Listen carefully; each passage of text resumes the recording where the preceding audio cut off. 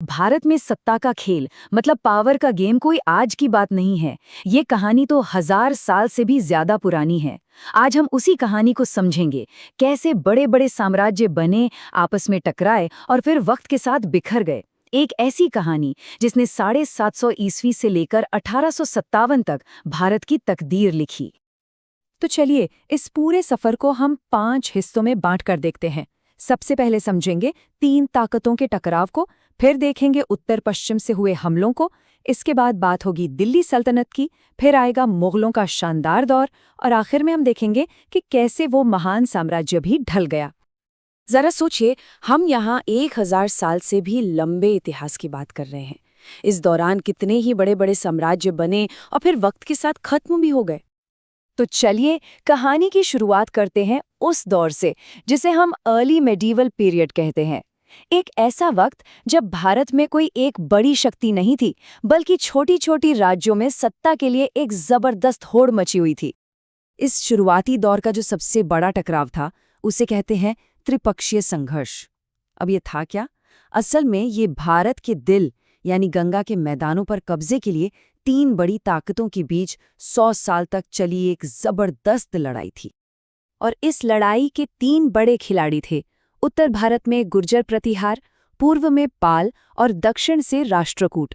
ये तीनों ही अपने अपने इलाकों के बादशाह थे, लेकिन तीनों की नज़र एक ही इनाम पर थी, गंगा का उपजाऊ मैदान। अब होता क्या है, जब घर में ही लड़ाई चल रही हो तो बाहर वालों को मौका मिल जाता है, और यही हुआ। चलिए देखते हैं कि इस अंदरूनी लड़ाई ने कैसे भारत के इतिहास का पूरा रुख ही मोड़ दिया। और सबसे बड़ी, सबसे क्रूशियल बात यही थी, ये आपस में ही लड़ते रहे। इतने बटे हुए थे कि जब बाहर से कोई खतरा आया तो एक साथ मिलकर उसका सामना कर ही नहीं पाए। लेकिन सिर्फ फूट ही वजह नहीं थी। जो हमलावर तुर्की सेनाएं थीं, उनके पास एक और बहुत बड़ा एडवांटेज था। 2 ऐसी टेक्नोलॉजी जो उस वक्त के लिए गेम चेंजर थीं। अब सुनने में ये बहुत मामूली चीजें लगती हैं ना, है ना? घोड़े की नाल और लोहे का रकाब। लेकिन सोचिए, घोड़े की नाल की वजह से उनके घोड़े लंबी दूरी तक बिना थके दौड़ सकते थे, और लोहे के रकाब से घुड़सवार को जबरदस्त स्थिरता मिलती थी, जिससे वो ज्यादा ताकत से हमला कर पाता था। बस इन्हीं 2 चीजों ने उन्हें बैटलफील्ड पर एक जबरदस्त बढ़त दे दी। और इसी टेक्नोलॉजिकल और मिलिट्री सुपीरियॉरिटी का नतीजा था तराइन का दूसरा युद्ध।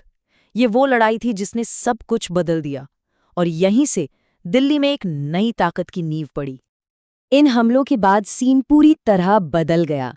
अब भारत में एक नया सेंट्रलाइज्ड इस्लामी साम्राज्य खड़ा हुआ, जिसने अगले 300 से भी ज्यादा सालों तक दिल्ली से पूरे नॉर्थ इंडिया पर राज किया। हाँ, पर सल्तनत का मतलब ये नहीं कि एक ही खानदान का राज चलता रहा, नहीं, बल्कि एक के बाद एक 5 अलग अलग राजवंश आए और गए, और हर किसी ने अपनी छाप छोड़ी। इस पूरे दौर में एक सुल्तान ऐसा हुआ जो आज भी इतिहासकारों के बीच बहस का मुद्दा है, मोहम्मद बिन तुगलक। कुछ उसे विजनरी कहते हैं तो कुछ उसे पागल। वजह उसके बड़े बड़े और उतने ही अजीबोगरीब एक्सपेरिमेंट्स। उसने एक के बाद एक 5 बड़े और कह सकते हैं कि दुस्साहसी फैसले लिए।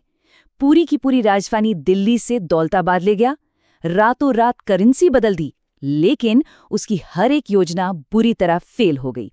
नतीजा, सल्तनत का खजाना खाली हो गया और आम लोगों को भारी मुसीबतों का सामना करना पड़ा। तो जब सल्तनत कमजोर पड़ी तो एक नए राजवंश के लिए रास्ता साफ हो गया। एक ऐसी ताकत जो भारत में एक बहुत बड़े साम्राज्य की नींव रखने वाली थी और साथ ही कल्चर का एक सुनहरा दौर भी लाने वाली थी। और इस नए युग की शुरुआत भी एक और निर्णायक लड़ाई से हुई, पानीपत की पहली लड़ाई। यहाँ बाबर ने कुछ ऐसा इस्तेमाल किया जो हिंदुस्तान में नया था, बारूद और तोपखाना, और इसी ने युद्ध के सारे पुराने नियम बदलकर रख दिए। बाबर ने तो नींव रखी, लेकिन इस साम्राज्य को असल में मजबूत बनाया उसके पोते अकबर ने। उसने एक के बाद एक ऐसे प्रशासनिक, सामाजिक और धार्मिक सुधार किए जिनसे इतना बड़ा साम्राज्य एक साथ बंधा रहा और स्थिर हुआ। और उसके एडमिनिस्ट्रेटिव जीनियस का सबसे बेहतरीन उदाहरण थी मनसबदारी सिस्टम। ये क्या था? असल में ये सिविल और मिलिट्री अधिकारियों की एक रैंकिंग व्यवस्था थी, जिसमें छोटे बड़े कुल 66 पद थे। सोचिए, इसी सिस्टम के जरिए अकबर ने इतने बड़े और डाइवर्स साम्राज्य पर कंट्रोल रखा।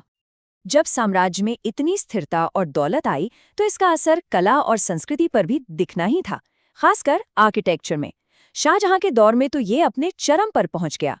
ताजमहल, लाल किला, जामा मस्जिद, ये सब उसी दौर की देन है। लेकिन कहते हैं ना, कोई भी साम्राज्य हमेशा के लिए नहीं रहता। मुगलों का ये सुनहरा दौर भी खत्म होने लगा। वो महान साम्राज्य धीरे धीरे बिखरने लगा और भारत में एक बार फिर छोटे छोटे राज्यों का दौर वापस आ गया। और इस बिखराव की शुरुआत हुई औरंगजेब के लंबे शासनकाल से। उसकी नीतियां बड़ी विरोधाभासी थीं। एक तरफ उसने जजिया कर फिर से लगा दिया और कई मंदिर तोड़वाए, लेकिन दूसरी तरफ ये भी एक फैक्ट है कि मुगल इतिहास में सबसे ज्यादा हिंदू मनसबदार उसी के राज में थे। तो उसकी इन पॉलिसीज और दक्कन में सालों तक चले युद्धों ने साम्राज्य को अंदर से कमजोर कर दिया। और जब दिल्ली की सत्ता कमजोर होने लगी तो मराठों जैसी क्षेत्रीय ताकतों को मौका मिल गया। मराठा पेशवा बाजीराव की ये बात उस वक्त की सच्चाई को बिल्कुल साफ कर देती है।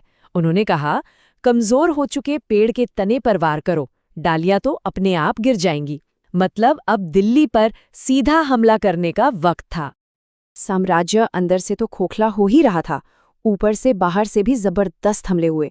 पहले ईरान के नादिर शाह ने और फिर अहमद शाह अब्दाली ने दिल्ली को बुरी तरह लूटा। वे मशहूर मयूर सिंहासन यानी पीकॉक थ्रोन समेत बेशुमार दौलत ले रहे। इन हमलों ने मुगलों की बची खुची इज्जत भी मिट्टी में मिला दी। तो इस पूरी कहानी से क्या समझ आता है? यही कि इतिहास खुद को दोहराता है। एक साइकिल है। साम्राज्य बिखरते हैं, फिर कोई नई ताकत उन्हें एकजुट करती है, और अंत में यही सबसे बड़ा सवाल है, एक साम्राज्य का पतन कैसे अगले साम्राज्य की नींव तैयार करता है? क्योंकि मुगलों के जाने से जो पावर वैक्यूम बना, उसी ने एक नई विदेशी ताकत यानी अंग्रेजों के लिए भारत पर कब्जा करने का रास्ता खोल दिया।